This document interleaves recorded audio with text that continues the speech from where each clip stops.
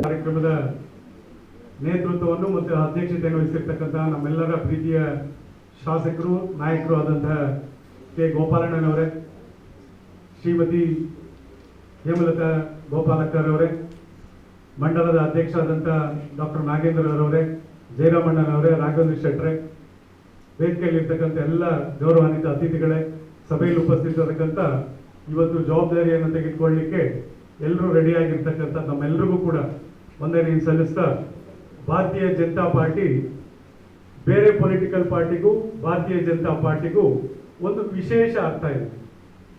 ಇಡೀ ವಿಶ್ವದಲ್ಲೇ ಯಾವುದಾದ್ರೂ ಒಂದು ಪೊಲಿಟಿಕಲ್ ಪಾರ್ಟಿಯನ್ನ ಬಹಳ ವಿಶೇಷವಾಗಿ ಗಮನಿಸ್ತಾ ಇದ್ದಾರೆ ಅಂದರೆ ಅದು ಭಾರತೀಯ ಜನತಾ ಪಾರ್ಟಿ.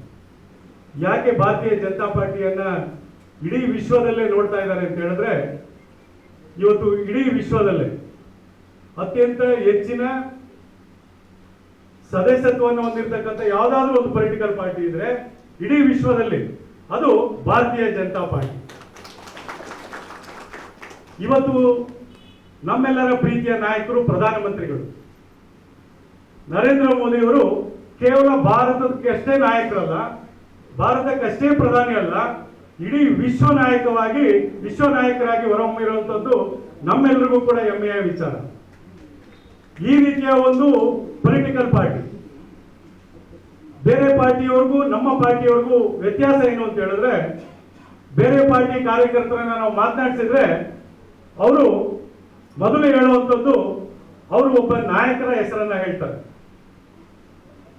ಆದ್ರೆ ನಮ್ಮ ಪಾರ್ಟಿಯ ಕಾರ್ಯಕರ್ತರನ್ನ ನೀವು ಮಾತನಾಡಿಸಿ ನೋಡಿದ್ರೆ ಅವರು ಮೊದಲು ಹೇಳುವಂಥದ್ದು ದೇಶ ನೆಕ್ಸ್ಟ್ ಏನು ಅಂತ ಹೇಳಿದ್ರೆ ಅದು ಪಾರ್ಟಿ ಅಂತ ಹೇಳ್ತಾರೆ. ಪಾರ್ಟಿಯ ನೆಕ್ಸ್ಟ್ ನಮ್ಮ ನಾಯಕತ್ವ.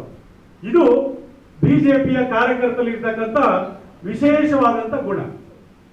ಈ ರೀತಿಯ ಒಂದು ವಿಶೇಷವಾದಂತ ಒಂದು ಪಾರ್ಟಿ ಇಡೀ ವಿಶ್ವದಲ್ಲೇ ಒಂದು ರೆಕಗ್ನೈಸ್ ಆಗಿರ್ತಕ್ಕಂಥ ಒಂದು ದಿಕ್ಸೂಚಿ ಆಗಿರ್ತಕ್ಕಂಥ ಒಂದು ಪೊಲಿಟಿಕಲ್ ಪಾರ್ಟಿ. ಈ ಪಾರ್ಟಿಯ ಪದಾಧಿಕಾರಿಗಳಾಗಿ ಇವತ್ತು ನಾವೆಲ್ಲರೂ ಒಂದಷ್ಟು ಜನ ಜವಾಬ್ದಾರಿಯನ್ನು ತೆಗೆದುಕೊಳ್ಳಿಕ್ಕೆ ಈ ಕಾರ್ಯಕ್ರಮದಲ್ಲಿ ಪಾಲ್ಗೊಂಡಿದ್ದೇವೆ. ನಮ್ಗೆ ಇದರ ಮಹತ್ವವನ್ನು ಅರ್ಥ ಮಾಡ್ಕೊಬೇಕು. ಭಾರತೀಯ ಜನತಾ ಪಾರ್ಟಿಯ ಪದಾಧಿಕಾರಿಗಳಾಗ್ಲಿಕ್ಕೂ ಬೇರೆ ಪೊಲಿಟಿಕಲ್ ಪಾರ್ಟಿಯ ಪದಾಧಿಕಾರಿಗಳಾಗ್ಲಿಕ್ಕೂ ಬಹಳ ವ್ಯತ್ಯಾಸ ಇದೆ. ನೀವು ಬಿಜೆಪಿಯ ಒಬ್ಬ ಪದಾಧಿಕಾರಿ ಅಂತ ಹೇಳಿ ಒಂದಷ್ಟು ಮನೆಗಳಿಗೆ ಹೋಗ್ಲಿಕ್ಕೆ ಪ್ರಾರಂಭ ಮಾಡಿದ್ರೆ ನಿಮ್ಗೆ ಅದರ ರಿಸಲ್ಟ್ ಗೊತ್ತಾಗುತ್ತೆ.